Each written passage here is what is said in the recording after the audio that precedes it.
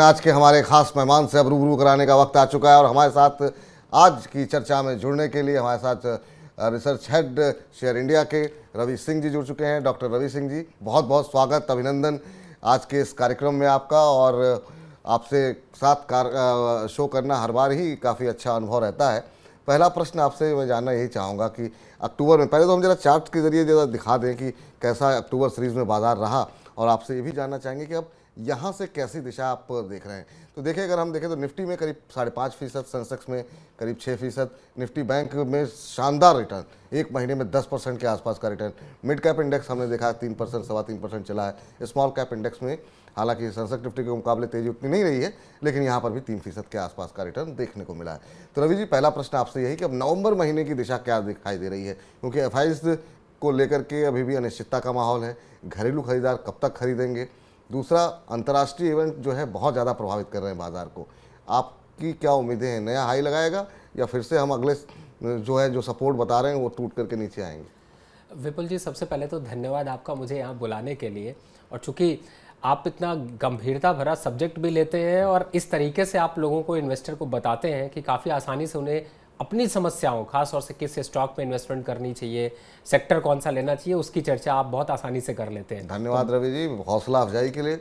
और आप जैसे एक्सपर्ट आते हैं तो निश्चित रूप से जो हमारे तमाम दर्शक हैं उनका ज्ञानवर्धन जो है वो काफ़ी ज़्यादा होता है, और सही जानकारी देना यही हमारे और आपका प्रयास रहेगा कि आज के शो में दी जाए।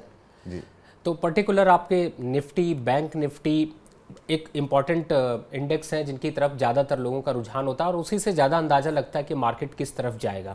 अब निफ्टी के लेवल्स आपने बिल्कुल फंडामेंटल और टेक्निकल दोनों लेवल से समझते हैं। मैं थोड़ा मोटा लंबा नज़रिया अगर रखता हूँ तो ये ज़रूर कह सकता हूँ कि निफ्टी में गिरावट हो या कुछ भी हो, लेकिन 16,900 और 16,800 के लेवल नहीं टूटते हुए नजर आएंगे, यानी कि वो आपका बेस लेवल हो गया। अब आप जब इंट्राडे और डेली के हिसाब से ट्रेड करते हैं तो आपको दो लेवल नजर आएंगे। एक तो निफ्टी में सबसे इंपॉर्टेंट जो लेवल है वो है 17,400 का।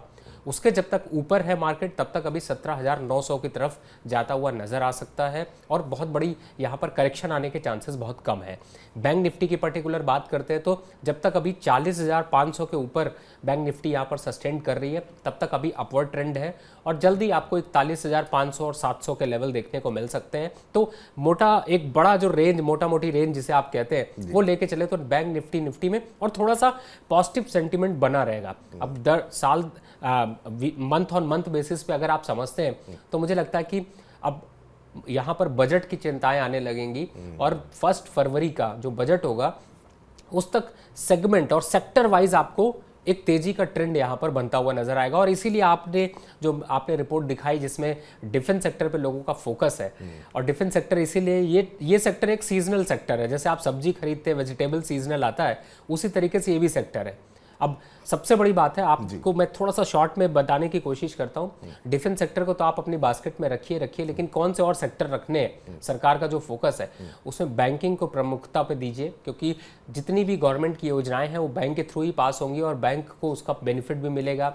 इंटरेस्ट रेट की चिंताएं जरूर है लेकिन ग्रोथ कॉन्टिन्यूअस यहाँ पर देखने को मिलेगी। तो डिफेंस, बैंकिंग और एक सेक्टर जिसके रिजल्ट अभी अचानक से पलटते हुए नजर आए वो है आईटी।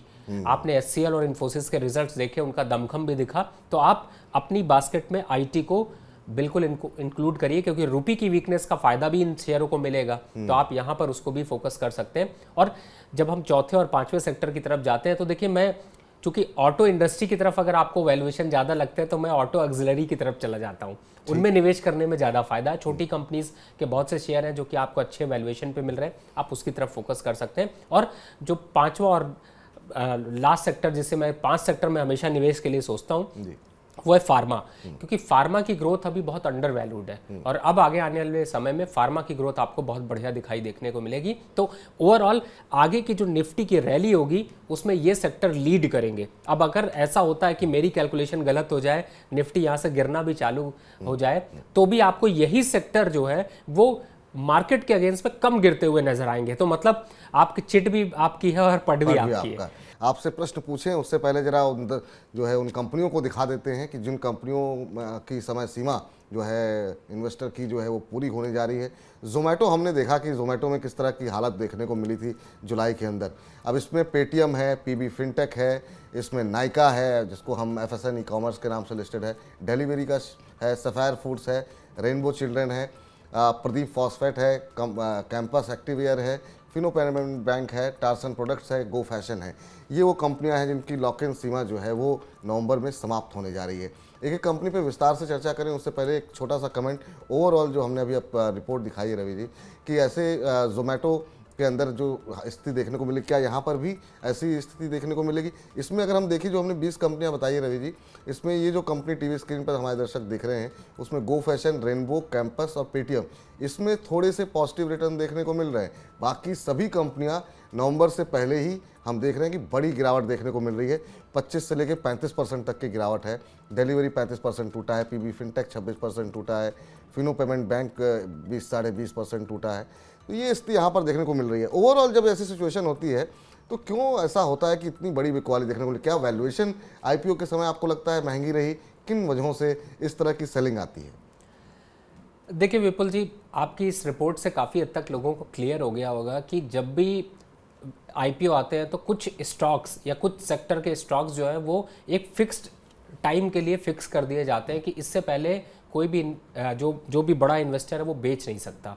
और जनरली जब स्टॉक्स में ऐसी सिचुएशन तभी आती है जब कंपनी को डाउट होता है कि उनके आगे डेवलप जो कर रहे हैं या जो पैसा वो उठा रहे हैं उससे वो डेवलपमेंट को ग्रोथ दे पाएंगे या नहीं दे पाएंगे। जब ऐसे डाउट आते हैं तो लोगों के इन्वेस्टमेंट यहाँ पर आते हैं। अब ओवरऑल जो आपने स्टॉक्स दिखाए हैं उनमें ज़्यादातर स्टॉक्स ने आईपीओ पे रिस्पांस तो बहुत बढ़िया दिया, लेकिन उसके बाद जब कंपनी के क्वार्टर ऑन क्वार्टर रिजल्ट शुरू हुए तो उन्होंने बहुत डिसअपॉइंट किया। एक एग्जाम्पल के आप देखिए, पेटीएम आपके सामने एग्जाम्पल है, नाइका आपके सामने एग्जाम्पल है, गो फैशन में जरूर आपको पॉजिटिव रिटर्न दिए लेकिन उनका बहुत बड़ा आपको जंप भी आपको आईपीओ में नहीं देखने को मिला। तो यानी कि जो आईपीओ की प्राइस पे अच्छा रिटर्न दे रहे थे वो आज आपको नेगेटिव की तरफ जा रहे हैं।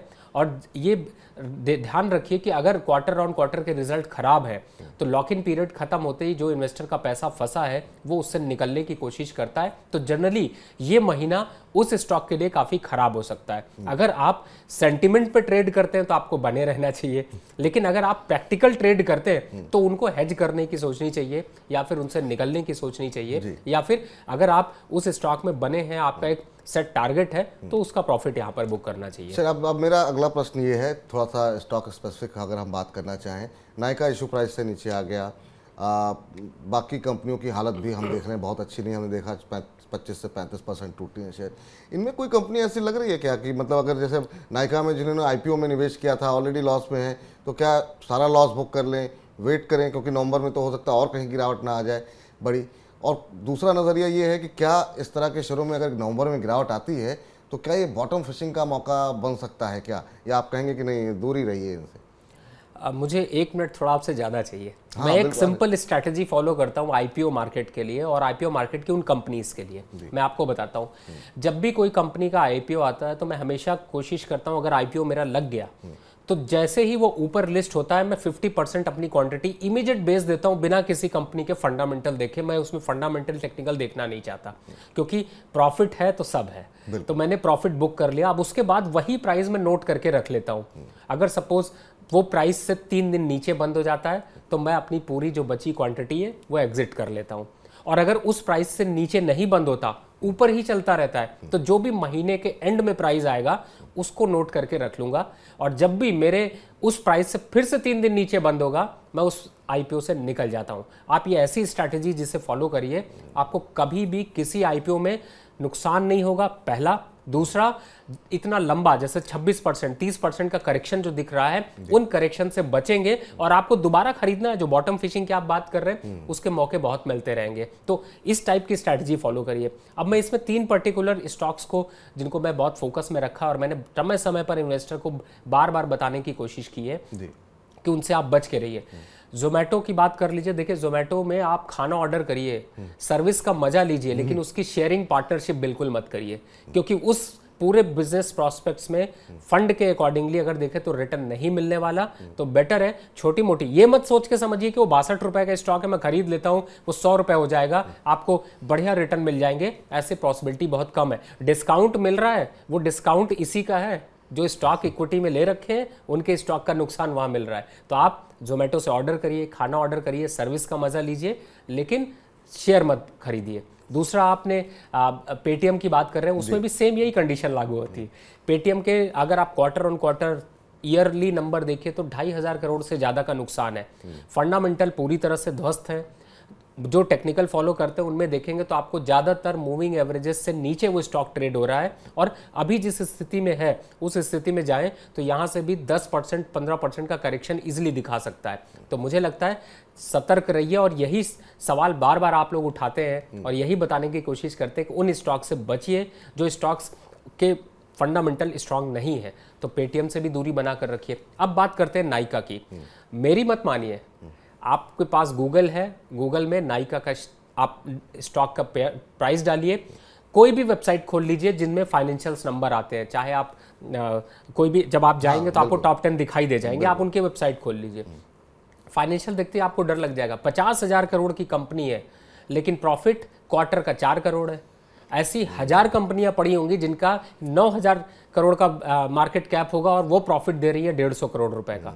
तो आप उस तरीके की कंपनी, मतलब आपके सामने दिखाई दे रहा है, रिजल्ट है, आप उस तरीके से नहीं, आप वेजिटेबल खरीदने नहीं जा रहे कि आलू प्याज तो खाना ही खाना है, खरीदना ही खरीदना है, इस तरीके से नहीं कोई स्टॉक कंपनी में आप निवेश करिए। तो मुझे लगता है कि आप जो स्टॉक्स अभी आपने दिखाए हैं और जो आपने बहुत इंपॉर्टेंट कि उनकी चूंकि लॉक इन पीरियड खत्म हो रहा है, तो सतर्क हो जाइए और इन कंपनीज से अपने निवेश को बाहर निकालिए। बहुत से और डिस्कशन आप लोग करते हैं जिनमें स्टॉक्स अच्छे होते हैं, उनमें खरीदिए क्योंकि उनमें बचने के चांसेस है। बाकी स्टॉक्स की जब चर्चा करेंगे तो आपको और डिटेल हम डिस्कस करेंगे। ये जो अभी हमने 20 दिखाए, इन 20 में से सब में से किसी में आपको लगता है कि कुछ फंडामेंटल बेहतर है, नीचे आने पे खरीदने चाहिए, या पूरी तरह अवॉइड ही है, कोई आपको समझ में नहीं आ रहे फंडामेंटल ज़्यादा?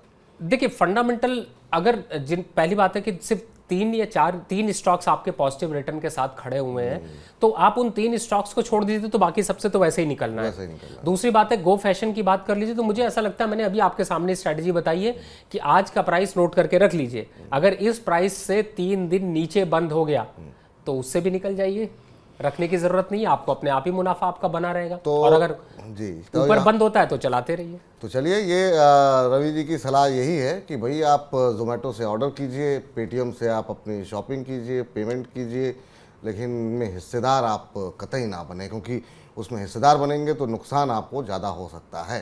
तो फिलहाल नवंबर में इन शेयरों में बड़ी गिरावट आ सकती है, अगर आपके पास है तो अभी आप निकल सकते हैं, ऐसा मानना है रवि जी का। और यहाँ पर बॉटम फिशिंग की कोशिश ना करें, क्योंकि कई बार देखने में आकर्षक लगता है लेकिन हो सकता है नीचे अभी और भी ज़्यादा गिरावट बाकी हो। अगला प्रश्न जो है वो हमने देखा कि लंबे अरसे बाद बैंकिंग सेक्टर में थोड़ी सी जान, बैंकिंग में खासतौर से मिड कैप पीएसयू बैंकिंग में जान आती हुई दिखाई दी। करीब बहुत सारे प्रश्न हमको दर्शक भेजते रहे कि अब ले लिया है जे&के बैंक, ले लिया है साउथ इंडियन बैंक, ले लिया है यूको बैंक, ले लिया है, क्या करना चाहिए हमें। तो अब थोड़ी बहुत रिकवरी यहाँ पर आती हुई दिखाई दी और कुछ एक बैंक्स तो काफ़ी अच्छा परफॉर्म कर रहे हैं। Mid cap small cap banking, खासतौर से पीएसयू बैंकिंग कैसे देख रहे हैं आप? UCO bank, Canara bank, जे&के bank, यहाँ पे बहुत दिन से एक रेंज में फंसा हुआ थे।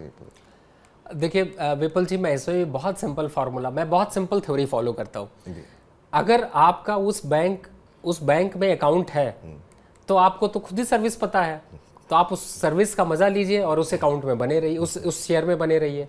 जे&के बैंक और बहुत से बैंक है, आरबीएल बैंक, इन सब स्टॉक्स में बहुत बड़ा मूव आने वाला नहीं है। अगर आप लीडर की बात करें तो आपके सामने मैं नाम दे देता हूं, आप उनकी तरफ ध्यान दीजिए। बैंक ऑफ बड़ौदा, सर्विसेज बहुत अच्छी हुई हैं जब से मर्जर हुआ, और भी ज़्यादा आपको इंप्रूवमेंट देखने को मिल रहा है। कैनरा बैंक, फेडरल बैंक, ये मिड कैप के बैंक हैं जिनमें मजबूत स्ट्रांग फंडामेंटल के साथ ग्रोथ देखने को मिल रही है, इसकी तरफ आप जा सकते हैं। डीसीबी बैंक को आप फोकस कर सकते हैं, 100 रुपये 106 रुपये के पास शेयर चल रहा है, आपको यहाँ से 15-20% के रिटर्न बहुत आसानी से दे सकता है। अब मिड कैप की तरफ अगर आप जाते हैं तो पहली बात जो मैंने नाम लिया, आप इनकी तरफ ध्यान दीजिए। मैं फिर से रिपीट करता हूँ, आप डीसीबी बैंक आप प्राइवेट की तरफ से देख सकते हैं, federal bank, Canara bank, bank of Baroda, आप इनकी तरफ फोकस करिए। ये स्टॉक्स आपको अभी यहाँ से भी आपको अच्छे रिटर्न्स दे सकते हैं, 15 से 20%। बाकी जो आपके बैंक हैं उनमें आप एक बार को अवॉइड रखिए। लेकिन मैं यहाँ पर दो बड़े बैंक का भी नाम लेना चाहूँगा। आपको फोकस करना है तो आप अभी एसबीआई में इस समय जो अभी मोमेंटम बना है उसका फायदा उठाइए। 650 से स्टॉक बहुत जल्द हो जाने के चांसेस हैं, तो आप उसकी तरफ फोकस कर सकते हैं। और एक बैंक जो कि सर्विस के बावजूद बहुत दिनों से एक जगह पे खड़ा हुआ है वो है एचडीएफसी बैंक।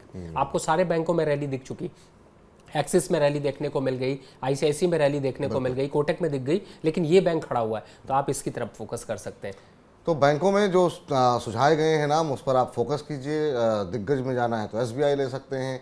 मिड कैप में आपको बताए गए हैं कैनरा बैंक, डीसीबी और भी जो फेडरल बैंक, ऐसे कुछ शेयर बताए गए हैं। तो इन शेयरों पे आप निवेश कर सकते हैं। और मोमेंटम बैंकिंग में फिलहाल हम देख रहे हैं कि अच्छा बनता हुआ दिखाई दे रहा है। एक खबर आई एलआईसी को लेकर के, और एलआईसी के आईपीओ के बाद से हमने देखा कि ये जो अभी जो हम कंपनियां दिखा रहे थे उसी ने पूरा मूड आईपीओ मार्केट, वरना तो लोग पैसे लगा रहे थे, लिस्टिंग अच्छी खासी हो रही थी, वैल्यूएशन के बारे में कोई चर्चा नहीं हो रही थी। लेकिन एलआईसी के आईपीओ के बाद हमने देखा कि इस पर चर्चाएँ हो रही हैं, बहुत लोगों ने अपने आईपीओ होल्ड किए हुए हैं। यहाँ से अब रिटेल निवेशक थक गए लग रहा है। करीब हमने देखा कि सितंबर क्वार्टर में 2.65 लाख रिटेल निवेशक जो है वहाँ से निकले हैं। हालांकि जो बचे हुए हैं उनकी हिस्सेदारी, उन्होंने अपनी हिस्सेदारी बढ़ाई है, लोग लोअर लेवल पे भी खरीद रहे हैं। एलआईसी को लेकर के क्या भी पॉइंट है आपका? बहुत भरोसा था लोगों को लेकिन निराश किया, अब क्या करना चाहिए? देखिए, सबसे बड़ी बात है कि एलआईसी का एक टाइम था, एक वक्त था। जैसे कि बहुत सी चीज़ों को आप देख रहे हैं, बहुत तेज़ी से जनरेशन चेंज हो रही है। आज एलआईसी प्रॉफिट इसलिए नहीं निकाल पा रहा क्योंकि अब लोगों का एलआईसी की तरफ कॉन्फिडेंस बहुत कम बचा है।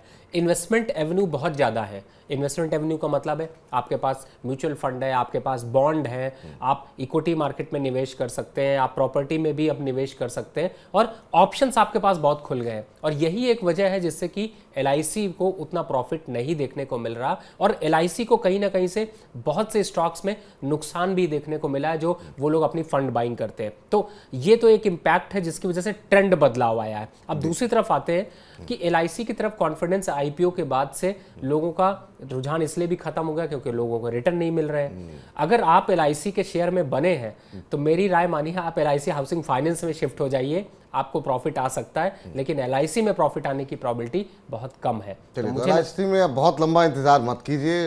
बीमा अगर आपने लिया हुआ है, जैसा रवि जी अभी बता रहे थे कि आप ऑर्डर किए, तो बीमा अगर आप लेना चाहें तो ले लीजिए। निवेश करना है तो एलआईसी हाउसिंग में कह रहे हैं सर कि आप निवेश कर सकते हैं। अगला जो स्टॉक हमने निकाला है वो है एनएमडीसी का। यहाँ पर 52 वीक लो हमने देखा कि बनता हुआ दिखाई दिया।